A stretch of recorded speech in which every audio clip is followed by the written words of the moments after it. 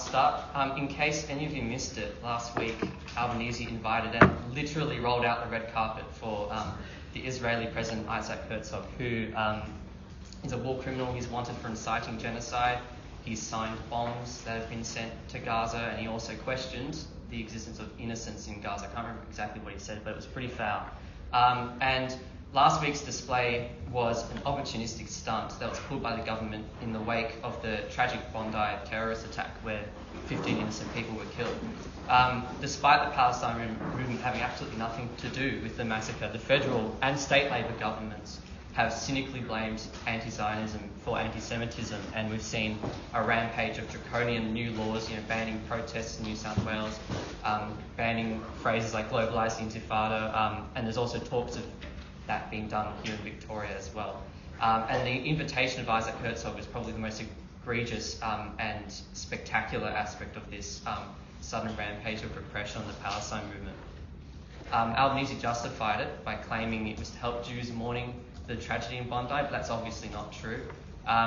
In reality, the situation around the Bondi massacre was provided the government with the perfect optical opportunity to shift to more overt support for Israel, rather than having to tiptoe the line of respectability which we've seen in the past 2 years during the genocide. The absolutely barbaric police violence in Sydney last Monday for people protesting Isaac Herzog's visit, where police bashed people, including a group of Muslims who were just praying, is evidence to this very strong shift towards more overt support for Israel. But Labor's support for Israel was more than just a diplomatic visit. Since October 7th, the government has routinely lied about Australia's military ties with Israel. Post-October 7th, the Labor government has upheld 35 defence export permits that go directly to Israel, and of these 31 are on the munitions list, which the Defence Deputy Secretary said have no other use outside defence context, so no other use other than being weapons, is essentially what that means.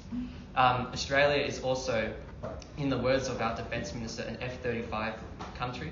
There are 75 Australian companies that supply F-35 parts to an international pool, but that international pool is overwhelmingly utilised by Israel. This includes RUAG, I think that's an acronym, which is the world's only supplier of the bomb bay door opening mechanism, which is essentially the trigger of the gun of the F-35, which is non-lethal apparently, according to Penny Wong. And thanks to leaked documents, we also know that F-35 parts have been sent directly to Israel as late as December of last year, with 71 shipments, including a 4-barrel cannon, which is pretty crazy. An Australian company also manufactures the R4000 remote weapons system, and that gets obviously sent directly to Israel as well. But life didn't start on October 7th, and the romance between Israel and the Labor Party actually goes right back to Israel's inception. Australian Minister for External Affairs at the time, Doc Evatt, was a crucial actor in the establishment of the UN Committee for Palestine, which voted in favour of the partition of Palestine. And Australia was one of the first, or the first, I can't remember, country to vote in favour of the founding of Israel. This came after a lot of campaigning, not only from Labor but also the Communist Party, following Stalin's and the USSR support for Israel, as well as a broader Zionist left. But Israel's enthusiasm for the fledgling Israel wasn't simply motivated by Stalinist and Zionist campaigning. It also came from a recognition of the declining power of Britain in the region and the brewings of Cold War tensions in the Middle East, but a little bit more on that later. After Israel was founded through successive Labor governments, support for Israel had been steadily maintained. However, there has been several moments where the left of the Labor Party, from which Anthony Albanese and Penny Wong actually come from, has taken up the cause of the Palestinians in some way. This reached a peak in the Whitlam years, when Australia started to take up a more independent foreign policy, which included advocating for a two-state solution. But after Whitlam was sacked and all of that happened, there was a very dramatic shift to the right, including on the issue of Palestine in the Labor Party. When Hawke was PM, he actually was the first Prime Minister to visit Israel, and he brought along a learning group of young ALP activists to Israel. And he also gave a really sycophantic speech about Israel, which I won't read, but it's pretty bad. And throughout the 90s, noughties and 2010s, the left of the Labour Party eventually just completely shifted to the same position as the right on the Palestine issue. So Israel and Labour have a very long history together. And coming back to the Herzog visit, I think this has been a very significant moment for the public. You know, Australian public is very shocked and outraged at the invitation of this war criminal.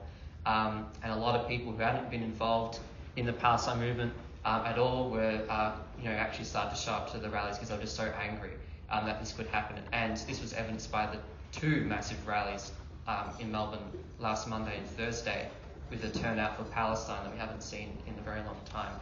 And finally come to the question that we're trying to answer with this talk, which is why.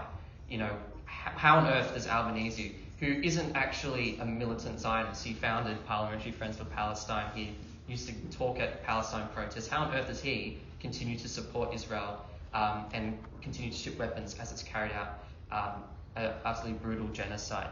And this question is extremely important because in order to mount a successful grassroots movement, which can actually force Labour to stop aiding Israel and put sanctions on it, we can't fudge the question of where the government support actually comes from. And people have really grappled with this question, and a variety of explanations have come about. Some of them that I've heard, like from my parents, they think Albanese is too weak, or that he's been tricked into supporting Israel. Other people think that Australia and Israel, as both settler colonies, are acting in common cause, or more outlandishly that there's Mossad or CIA operatives pulling the strings. But by far the most prominent and at face value convincing argument is that there exists the Zionist or Israel lobby that through their sheer lobbying power has been able to grasp the government by the neck and basically determine its foreign policy around Israel. A similar argument has been very influential at University of Melbourne, where I go, where people blame the university's support for weapons companies that aid Israel on individual Zionists on boards or lobbyists. So it's common there as well. Of course, the Israel lobby is real. There are lots of lobby groups for it, and there's no doubt that houses of power around the world are littered with politicians and the like lobbying on behalf of Israel. I'm not sure if you've seen, but online there's AIPAC Tracker, which is the American Israel lobby, tracking how much politicians in the US have been paid by the Israel lobby, and that just is a testament to how widely this view is held, that it's the Zionist lobby that's responsible for the West's support for Israel. But there's actually a kind of circularity to this argument. Like, how did the Zionist lobbies become so powerful? And there are many other lobby groups, including Palestine lobby groups, that don't get to determine the country's foreign policy. And also, why would the Zionist lobby be more influential in Australia? Australia is among only a small group of countries that have abstained from UN resolutions condemning Israel. Yet, there are lobbyists in all the countries that did vote on those UN resolutions. I forgot who said it to me, but someone said it's like Zionist lobbies like pushing through an open door, and that door is opened by the government. The support for Israel actually comes from the Australian government itself, with or without lobbies for Israel, and it's the government support for Israel that gives the Zionist lobbies their apparent power. And the reason that the government itself supports Israel can be summed up crudely in one word, which is imperialism. So I think I should explain that. So, just how corporations compete for profits, so too do states and countries compete with each other for resources, land, labour, markets, political influence. And actually, it's the competition between companies or capitals that's the concrete basis for competition between states. And there's a mutual interest between, the capitalist class and the government in having secure access to resources like oil, natural resources, minerals, things like that. And that necessitates expanding your access to these things. And Australia, so-called, is a state, and of course we engage in imperialism. Similar to the US's Monroe Doctrine, which is like that Latin America or South America is US's backyard. Australian foreign policy has, for over a century, been centered around our backyard, which is the South Pacific. An example of this, up until the 1970s, Australia directly controlled many South Pacific islands, including Papua New Guinea and Nauru, both to extract their natural resources, but also to ward off rivals, initially Germany in the 1800s, but then the Japanese during World War II. And today, although we no longer colonise these South Pacific islands, their immense reliance on Australian aid allows the government to still exert a significant amount of control over them. And this is crucial in warding off the supposed threat of China as the world powers gear up for war. Australia has also supported several pro-West regimes in the region, including Gough Whitlam's shameful support for Indonesian butcher General Suharto, who massacred over 1 million people in the 60s. However, compared to the US and China, Australia's military might is significantly limited. A lot of people call it a sub-imperial power. So although Australia dominates the region around us, we can't maintain that domination on our own. And this means that we have to rely on the power of bigger states. First, that was Britain, and now for decades it's been the US. And now we can kind of begin to understand why the Labor government would continue support for Israel, because Israel has been a crucial part of first British imperialism and then US imperialism. So the initial process of colonisation in Palestine before 1948 was facilitated by the British, and with the Balfour Declaration, Britain declared support for establishing a national home for the Jewish people, through which the Crown was slowly establishing what founding Zionist Theodor Herzl called a defensive wall for Europe in Asia. So creating a Jewish homeland, but was really an outpost for British imperialism. But over time, Britain became less interested in Israel as the empire declined, but Israel would quickly be taken up by the US. And so for several decades now, Israel has been a critical part of America's imperial strategy in the Middle East. After proving its military worth in the 1967 Six-Day War, where it utterly defeated Arab forces and expanded into Gaza, West Bank, parts of Syria and parts of Egypt, Israel began to receive billions of dollars in military and financial aid from the US. As a settler colony, hostility to the surrounding Arab states is an intrinsic feature of the Israeli state, which the US has been able to exploit in order to punish any state who dares go against its interests. Israel is also crucial for the US in combating the growing interdependencies between the Gulf states and China. As the US's power has declined in the region over time, it's worked hard to get the Arab states, particularly the Gulf states, to normalize relations with Israel.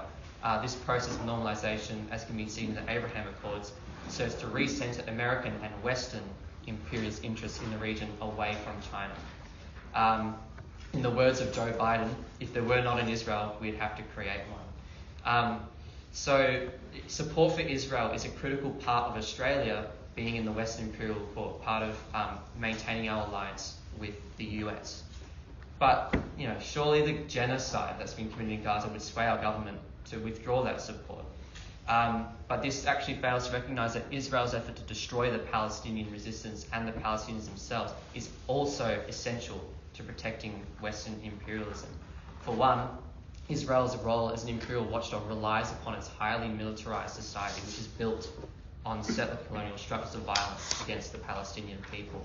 And also, the success of the Palestinian resistance would and has ignited much broader resistance in the region, much like the Arab Spring. An Egyptian activist from the 2011 revolution said, quote, "Without the Palestinians, the revolutionary movement in Egypt would never have emerged." Of course, this doesn't mean that Australia supports Israel merely to suck up to the US. Israel benefits Australian imperialism and capitalism in itself. So although on the face of it, 15% of our oil comes from only 50% of our oil comes from the Middle East, 30% of our refined oil comes from South Korea and Singapore, which uses crude oil, which is refined using crude oil that comes from the Middle East, and it has to transit through the Strait of Hormuz. So when, I think it was last year, when Iran threatened to close the strait, the violent response from Israel basically bullied Iran and served the interests of Australian capitalists directly. Furthermore, Furthermore, China, unlike Australia and the US, heavily relies upon oil imports from the Middle East, with nearly 40% of all oil coming from the Middle East.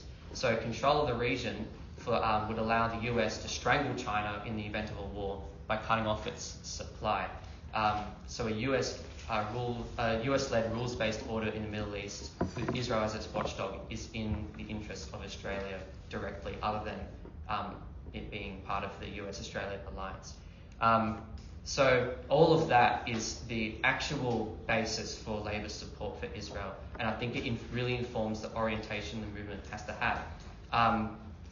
This will come up a lot in the discussion, but we really need to build a movement that directs the blame right to the top, to the government and Albanese himself, rather than individual Zionist boredoms here or there, or lobby groups. The aim must be directed at the top. And the phrase, if you don't know, intifada means to shake off oppression and to resist oppression. And the phrase globalized intifada is actually really important. It's not just a nice phrase, but it's actually a fact. It's a necessity. It's a correct understanding that Israel and its supporters exist within a rotten system of imperialism driven by endless thirst for profit and control. So globalizing intifada doesn't just mean protesting for Palestine. It also means opposing the AUKUS submarine deal. It means fighting Labor's racism against migrants and refugees. And it also means fighting alongside First Nations people to achieve real sovereignty and land back, because all of these things exist within the same system of capitalism and imperialism. And so all of our energy must be channeled to the top. And yeah, that's why we have to globalize intifada.